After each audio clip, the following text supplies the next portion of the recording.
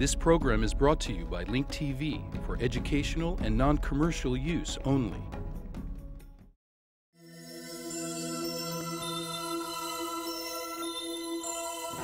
Mosaic, a daily news program from Link TV, presents a selection of news reports from independent and state-controlled broadcasters from throughout the Middle East.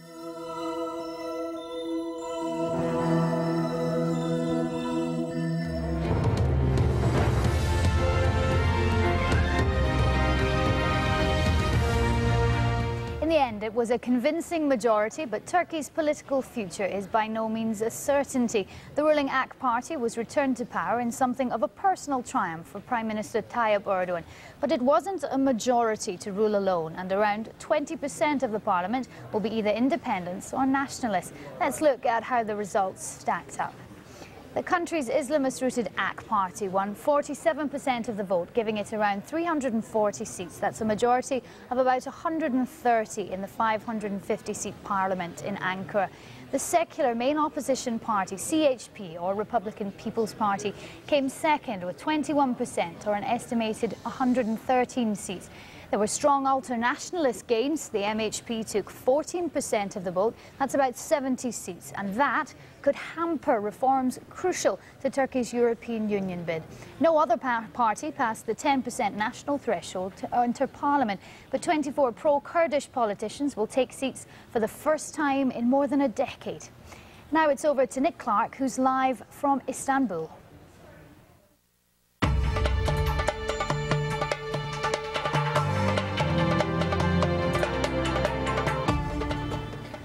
Hello and welcome to Istanbul, where Turks on both sides of the Bosphorus, here on the European side and over there on the Asian side.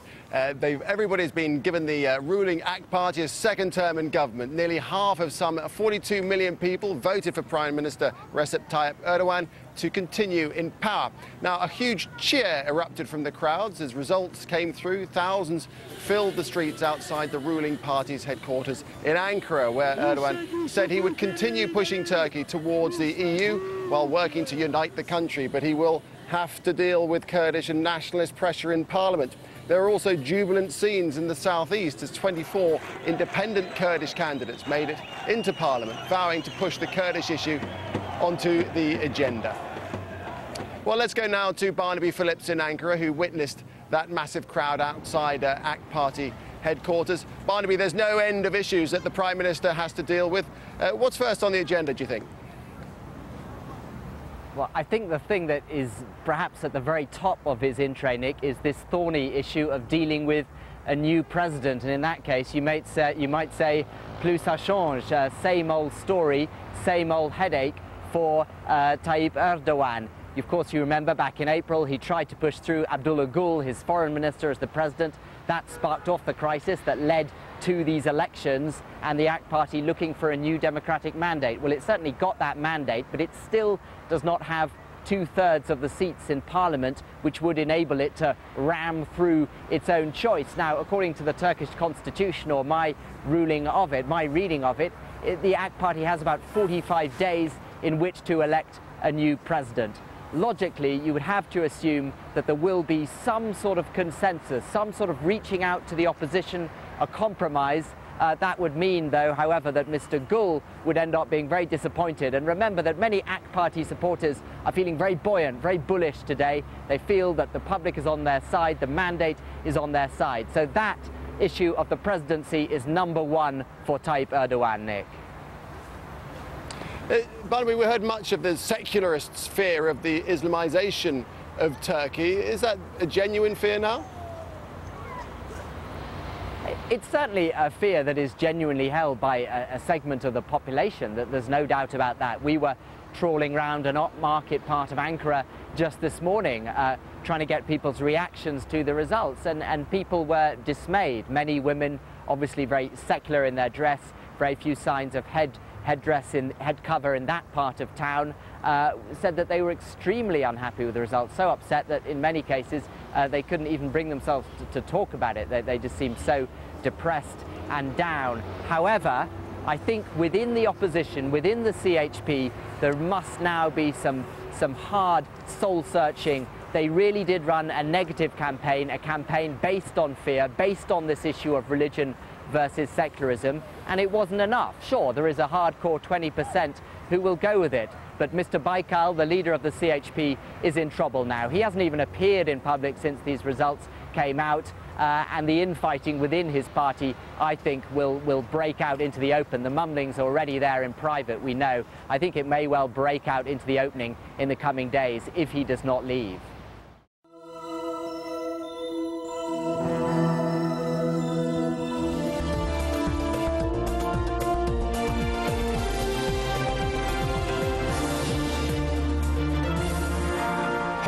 The Justice and Development Party entered the elections not betting on winning. This was fait accompli, but it was betting on other issues that originate in the Turkish parliament chamber and extend to the Iraqi border and the European Union. Katia Jamil reports.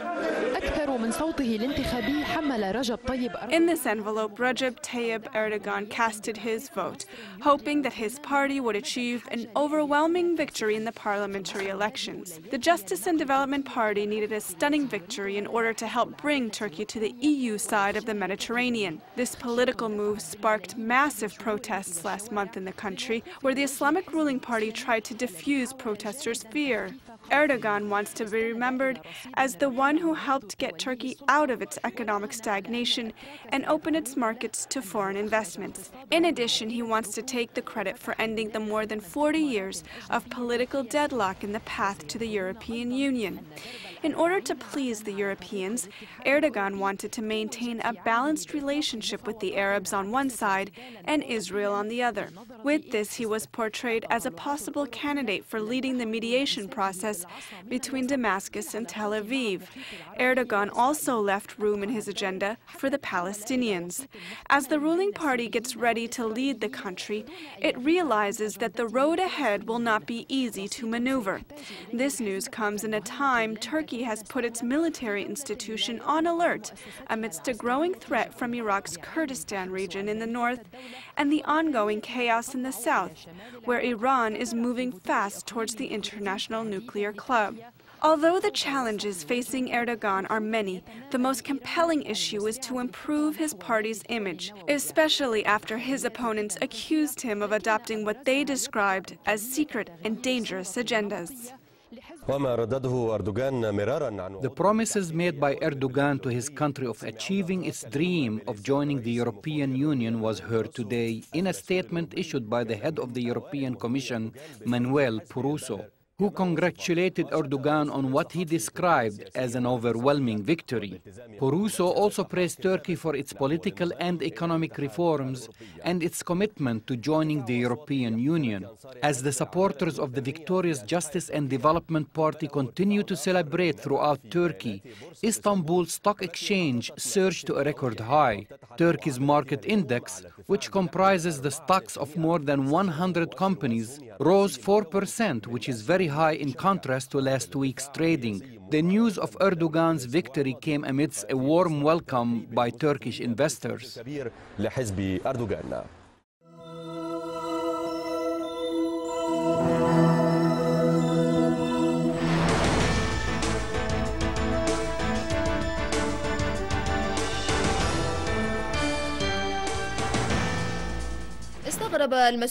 Turkish officials were surprised by the angry American reaction over the natural gas deal that entails the use of Iranian and Turkish territories as a transit route for Turkmen gas to Europe, especially when considering it does not violate the international sanctions against Iran. Iranian diplomats in Ankara explained the significance of the deal for regional stability and said that Washington is trying to weaken the Iranian-Turkish relations. The United States spoke against the agreement between Turkey and Iran to transport Turkmen natural gas to Europe via Iran and Turkey. The memorandum of understanding was signed in Ankara by Turkey's Energy Minister Halim Güler and Iranian Oil Minister Qasem Vazir Khamenei. The American embassy spokesman in Ankara said that his country was disappointed by the deal, claiming that it violates the Turkish-American strategic partnership. The The Turkish Foreign Minister Abdullah Gül said that the American position towards the deal was unjustified since it does not violate the international sanctions imposed on Iran. Gül had previously warned that the Turkish relations with Washington may deteriorate if the United States supplies the Kurdistan Workers' Party with weapons. Turkey believes that the American position is unjustified because it does not take into consideration Turkish national interests. Turkey also believes that the U.S. looks for its own interests and thus it has no right to interfere in this matter, especially when considering that the agreement does not violate the international sanctions imposed on Iran due to its nuclear program. The Iranian embassy in Tehran held a press conference in which the diplomat Ahmed Nourani explained the details of the deal.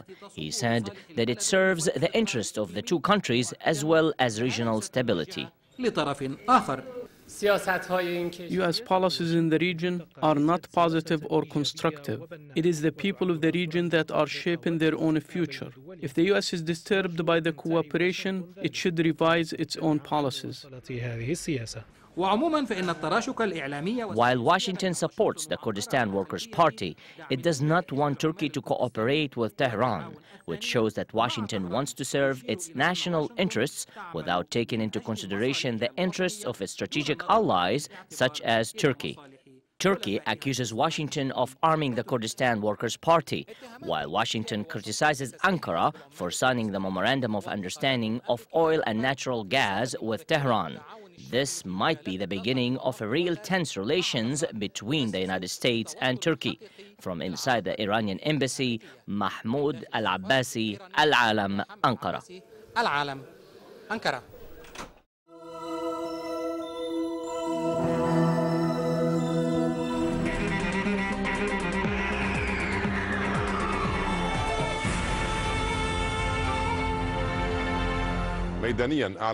Security and medical sources announced that 17 people were killed and dozens were injured in separate incidents, including 2 booby-trapped cars in the Karada area in central Baghdad. In Jumana, 5 Iraqi soldiers were killed by an explosive device that targeted their patrol on the Iranian borders. Once again, the Karada neighborhood in central Baghdad, which is considered one of the safest areas in the capital, witnessed attacks by booby-trapped cars, resulting in the killing and injuring of many civilians. Early in the morning, 2 booby-trapped cars exploded. The first one parked on the side of the road near the civil administration office. The second car later exploded near a crowded market area as an Iraqi police patrol was passing by, killing Iraqi police officers. A third booby-trapped car was remotely detonated in the Wathiq square as an Iraqi police patrol was passing through, killing and injuring many people. Away from Baghdad, 5 Iraqi soldiers who were the first wave of graduates from the 3rd Battalion were killed by an explosive device that targeted their patrol on the main road between the towns of Badra and Beladruz near the Iraqi-Iranian borders. The bloody cycle of violence continued in various parts of Iraq. A man and his wife were killed in the city of Iskandariya in the Babel province by gunfire from unknown assailants. 3 unidentified bodies were found. They had been killed by gunfire east of the city. A lawyer was killed in the Hashimiyya area, which is affiliated with the city of Hilla. In the center of the city Imara, in southeast Iraq, a former Ba'ath Party member was killed by gunfire from unknown armed assailants. Adnan Aboud, Al-Arabiya. Once again, Washington has accused Tehran of destabilizing security in Iraq. This is according to a statement by a high-level American official, and which was reported in the press. A day before the second meeting between Iran and the United States about Iraq, an American general announced that Chinese-made missiles are being smuggled into Iraq through Iran for use in attacks against the international coalition forces.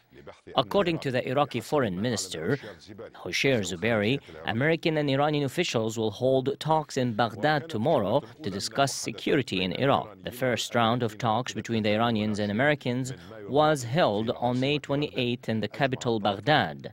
The outcome of the meeting was generally described as positive.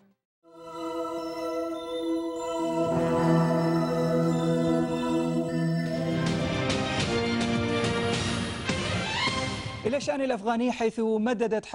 Taliban movement has extended the deadline it has given South Korea to withdraw its forces from Afghanistan. According to a spokesman from the Taliban, which has been holding the 23 South Korean hostages, the deadline was extended an additional 24 hours in order to end the crisis in a peaceful manner. The Taliban demanded that South Korea withdraw its nationals from Afghanistan in return for releasing the 23 South Korean female hostages. Seoul sent a delegation to negotiate with the Taliban, but it refused this demand and announced that it will withdraw its forces by the end of this year as scheduled.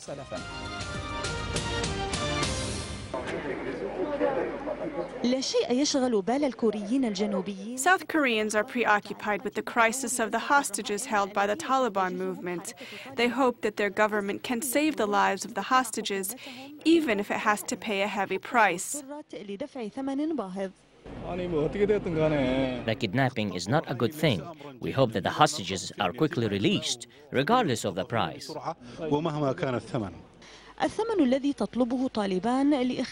Taliban has made two demands in return for releasing the 23 hostages.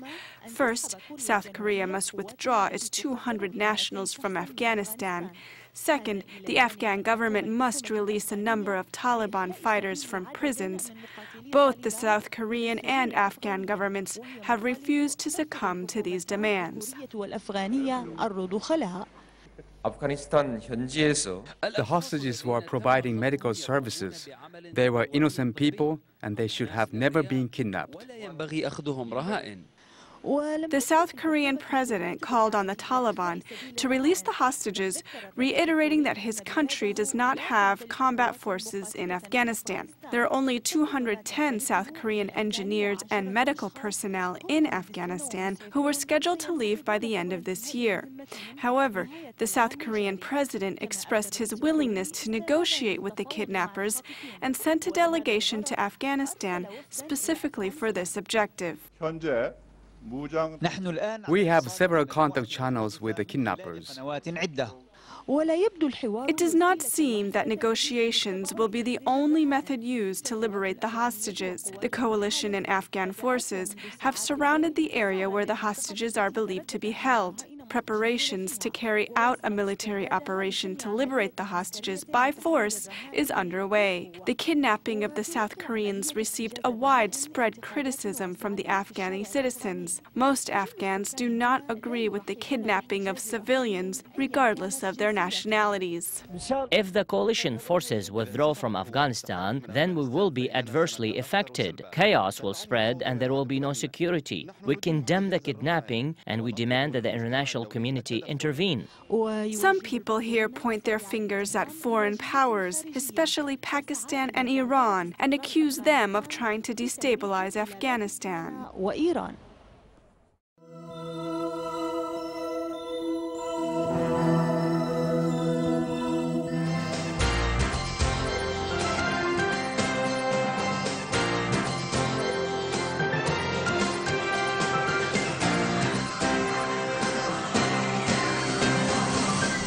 Former British Prime Minister Tony Blair arrived in the region today on his maiden visit as Special Envoy for the Middle East Quartet.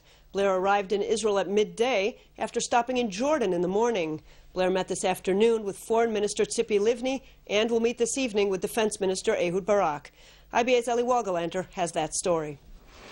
Former British Prime Minister Tony Blair held constructive and positive talks this morning with Jordanian Foreign Minister Abdel Ilah Khatib, according to Blair's spokesman.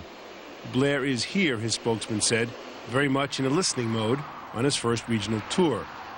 He is meeting today with Foreign Minister Tzipi Livni and Defense Minister Ehud Barak, and tomorrow will meet with Prime Minister Ehud Olmert, President Shimon Peres, Vice Premier Chaim Ramon, and Likud Chairman Benjamin Netanyahu. Blair will then travel to Ramallah to meet with Palestinian Chairman Mahmoud Abbas and Palestinian Prime Minister Salam Fayyad. His overall mission is simple: to focus on developing Palestinian governing institutions and lay the groundwork for jump-starting the peace process. His mandate to help build the Palestinian governmental institutions is both important for the Palestinians but also for Israel. Seeing the Palestinians' capacity to rule, to have law and order, are issues which will help both the Palestinian people and Israel. We're interested in going forward with this Palestinian government. Seeing their capacity to rule grow will definitely help the bilateral track, which is already going forward. But one group whom Blair will not visit with is Hamas. A spokesman for the group said today that the radical Muslim organization would be willing to talk to Blair, but not with Israel. We are willing to maintain ties with anyone as long as it isn't the occupier, the spokesman said. A surprising statement, as Hamas severely criticized Blair's appointment as special envoy. But under the terms of Blair's mandate, he is not authorized to talk to Hamas, listed as a terrorist organization by the United States. Ellie Walgalanter, IBA News. Border police today forcibly evacuated hundreds of right-wing activists who infiltrated the former northern West Bank settlement of Homish overnight.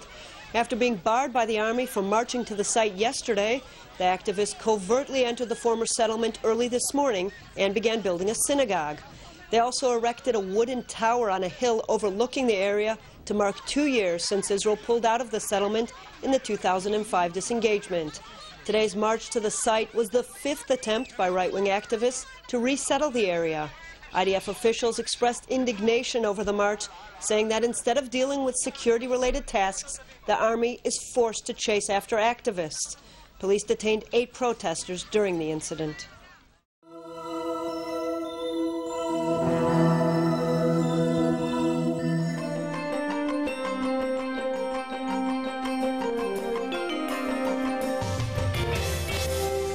The August 5th parliamentary by-elections are getting near, and pro- and anti-government forces are getting ready for the battle. More with May Fawaz. The competition for the August 5th by-elections is gaining momentum. Pro- and anti-government forces submitted their candidacies after the deadline expired at midnight Friday. Former President Amin Gemayel announced he will run in the elections to replace his son, Pierre Gemayel. He said the battle in Lebanon is not one of by-elections or presidency, but of government survival. Gemayel said what Lebanon is facing is a real coup to drastically change its image, stressing there are parties who want Lebanon to be part of an external plan, and asked what logic explains the suspension of presidential elections. The head of the Future Bloc, MP Saad al-Hariri, congratulated Gemayel for his candidacy, expressing confidence that a unified March 14th in Metin and Beirut will prove that the Lebanese people will win over murderers and foil any attempts to exploit political murders and paralyze democratic life in Lebanon. The Future Movement had announced businessman Mohammed Al-Amin Aitani as candidate for the Beirut seat to replace slain MP Walid Aido. From the opposition side, the head of the Reform and Change Bloc, MP Michel Aoun, announced Dr. Kamil Khouri as his candidate for the Metin seat. For Aoun, the electoral battle is aimed at preserving the jurisdiction of institutions. 2 other candidates will also be competing for the Metin and Beirut seats, Joseph Mansour Asmar and Ibrahim Halabi. Hezbollah pursued its campaign of threats. For the group, it's either cooperation or chaos. The head of the Loyalty to the Resistance Bloc, MP Mohammed Raad, said that the crisis today was stuck between cooperation and chaos. He claimed that the Americans wanted chaos and were creating all kinds of obstacles and exerting all forms of pressure on their allies in Lebanon. According to Raad, the Americans wanted to hamper the Arab and non-Arab initiatives to help the country out of its current impasse. Fighting between the army and Fatah al-Islam militants killed 4 more soldiers yesterday as Palestinian officials tried to reach a solution to the nearly 3-month standoff. Sarah Khouri has the details. 3 Lebanese soldiers were killed Sunday in sporadic gunfire between the army and Islamist militants holed up in a Palestinian refugee camp north of Beirut. Earlier, an army spokesman said another soldier died in hospital after being critically wounded in a light weapon skirmish in the morning. The latest death takes to 116 the number of Lebanese troops to have been killed in more than 2 months of fighting with the Fatah al-Islam militants in Nahr al-Barid. The total death toll from the battle that has been raging since May 20th has exceeded 200, according to estimates not taken into account the bodies of Islamists remaining inside Nahr al-Barid.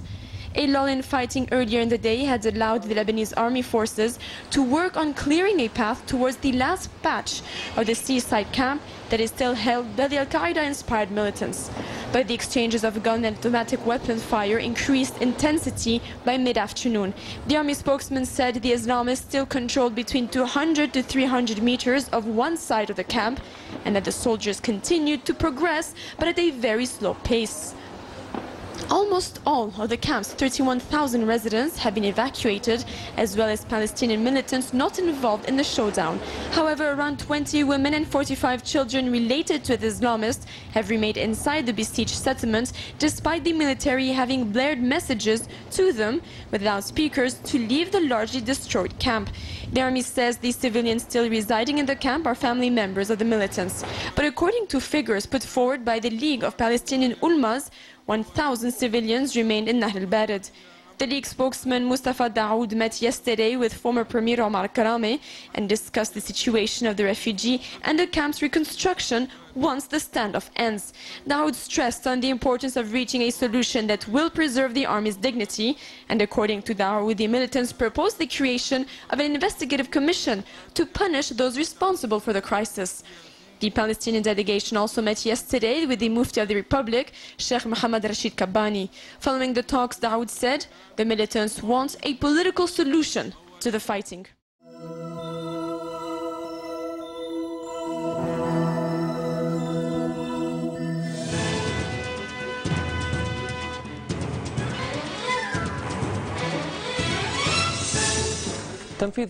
Upon the directives of President Bashar al-Assad to help the victims of the floods and torrential rains that swept many areas in Sudan and caused significant human and financial losses, a Syrian humanitarian airplane arrived today at Khartoum's airport. The cargo of the plane was a present from the people of Syria to their brothers in Sudan. Just like a brother would extend a helping hand during harsh times, this aid came as a humanitarian gesture to help those affected by the recent rains and floods in Sudan. The airplane unloaded 40 tons of food, tents and blankets that would help reduce the victims' agony.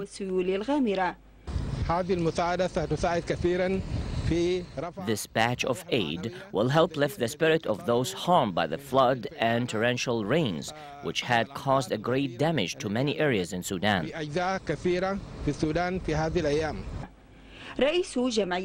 head of the Sudanese Red Crescent Affairs guaranteed that the aid would reach the victims in northern Kordofan within 48 hours. He also thanked the government and the people of Syria for their humanitarian gesture.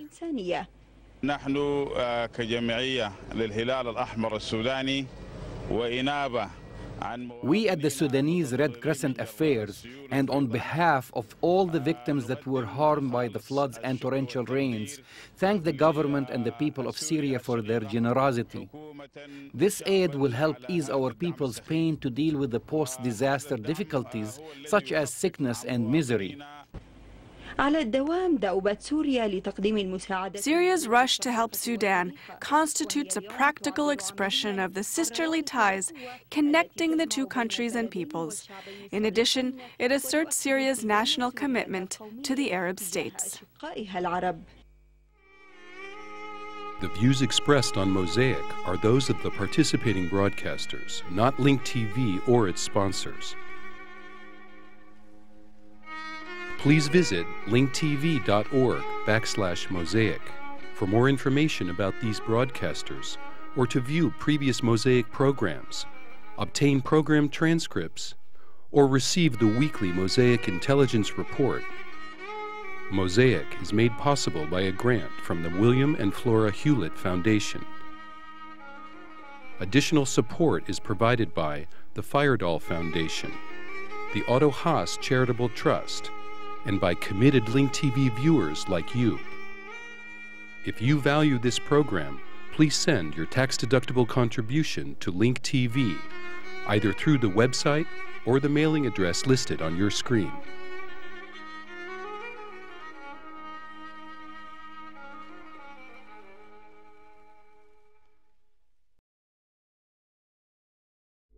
This program was brought to you by Link TV for educational and non-commercial use only. Link TV is the only U.S. television network devoted to global and national news, with uncompromising documentaries and diverse cultural programs. Programs which connect you to the world.